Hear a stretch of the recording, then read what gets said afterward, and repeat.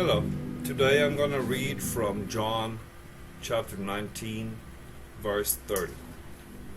It reads, "When Jesus had received the sour wine, he said, 'It is finished.' And bowing his head, he gave up his spirit."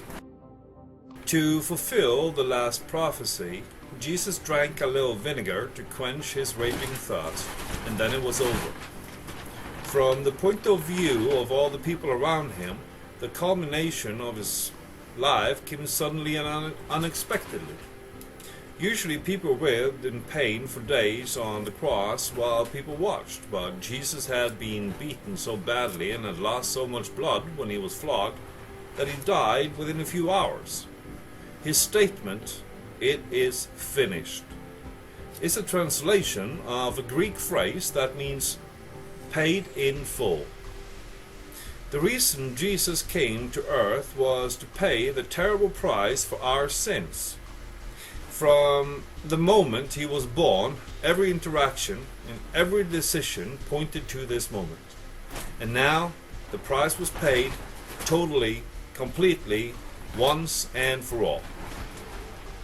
Surveys show that about half the people who attend church aren't sure they are forgiven or whether they'll spend eternity with God in heaven.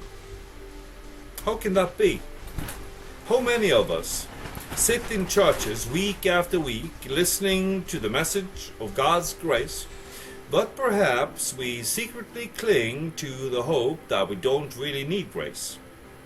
We think that we can do enough to earn God's favor, and if we can do just enough, we can pat ourselves on the back. But sooner or later, in this life or the one to come, we will realize that we can never do enough to earn God's approval. Our selfishness and arrogance separate us from God, and there is only one solution: the death of Christ to pay for our sins. Not some of them, all of them. Not to make us good enough to earn acceptance, but because we can never be good enough on our own. Christ was paid in full.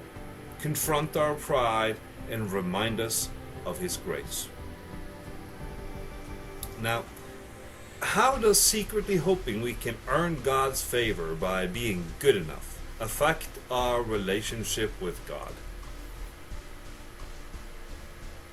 And take some time now to let the grace of Christ sink deep into your heart and thank him for it. William Booth said, "The greatness of a man's power is the measure of his surrender." It is time to surrender to God, brothers and sisters. Go in peace.